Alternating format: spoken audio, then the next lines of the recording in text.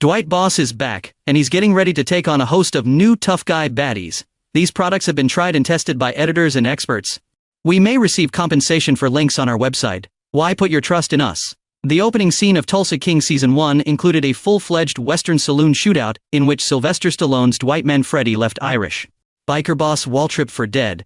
Not long after, with his marijuana business prospering and his casino recently opening, the mafioso seemed to have accomplished the Sooner State counterpart plot of Grand Theft Auto Vice City when he was caught on allegations of bribery by full-time ATF agent and occasional lover Stacy Beale.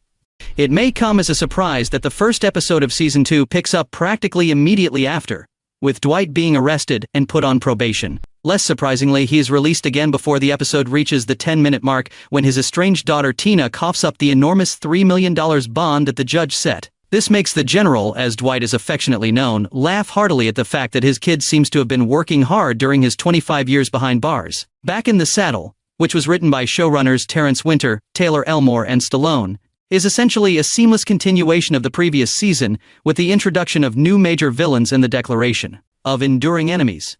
The official weed. There are some dramatic twists during Dwight's brief stay in a holding cell. He makes friends with a depressed man who faces a long prison sentence for swindling the government out of millions of dollars by acquiring wind farm subsidiaries while he is still dressed to impress. Many have long maintained that Stallone isn't the most expressive actor, but you can see the lighting go off in his head as this swindle is explained.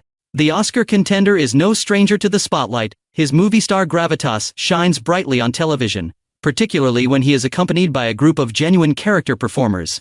Afterwards, he presents his concept to Bodhi, his hallucinogenic partner in charge of the higher plane, their cannabis shop, which has been upgraded for the upcoming season with chess tables and a recording studio by 2024.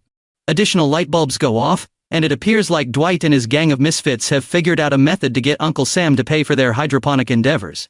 Every mobster has a poet's heart deep inside them. In what is perhaps the closest thing Stallone has ever done to a Shakespearean soliloquy, the actor who, somehow, has never played a mobster before this series quotes extensively from the famous Oscar Wilde prison poem The Ballad of Reading Gaol, before explaining to him its modern meaning as a man exiled far away from his homeland. If fortune favors Dwight, he might read a passage from a classic work of literature in each subsequent episode. Honor and reverence. After ATF agent Stacy sold him to the police, Dwight's relationship with her and his shaky ties to the Invernizzi family, which is now led by Chicky, a wigless Dominic Lombardozzi, remain the two main unanswered questions from the Season 1 finale's shocking ending scenes. Dwight and Stacy have a heated late-night meeting on the first point.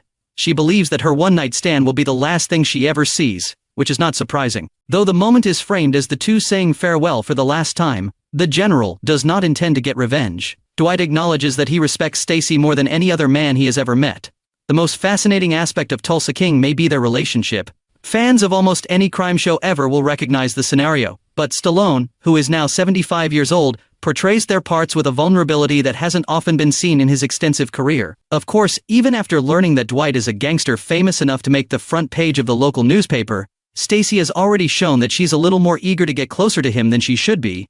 If the opening episode is any indication, the Invernizzi family will likely have a more significant and brutal influence in Season 2. Once consigliere Goody voluntarily joined the Tulsa operation at the end of Season 1, Chicky, who was warned off by Dwight in the Season 1 finale, and now free from the comforting influence of his father, drowned him in a bath, wants to do more than just preserve face. In a demonstration, he calls his previous high-ranking henchman, and orders the execution of both Goody's friend Jerry and his own soldier. It's shockingly the only violent scene in the program. There's not enough space in this town for the two of us.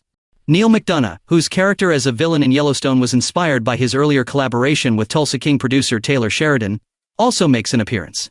His eyes are brilliant blue. McDonough portrays the evil Cal Thresher, an oil tycoon and marijuana king who controls all of Oklahoma. Cal is throwing a Gatsby-style party at his estate, and Dwight and his now trained and booted crew, complete with an amazing Taylor montage, run into Cal. They engage in a classic cock-measuring contest, and exchange warnings about what can happen if one man crosses the other's area. Their developing rivalry appears to be the core of Season 2. Through Cal, Frank Grillo's cowboy gangster Bill Bevilacqua, who may or may not have had financial dealings with Dwight back in their northern days, is hinted to be the other major antagonist of Season 2. Though he doesn't say much, he could be Cal's cerebral assistant. Expect more fights over protection rackets, semi-legal narcotics, and that favorite American pastime of land, but with higher stakes and better foes than the motorcycle gang of Season 1. carrying on the vibe of Yellowstone meets Grand Theft Auto from the first season. Thank you for watching.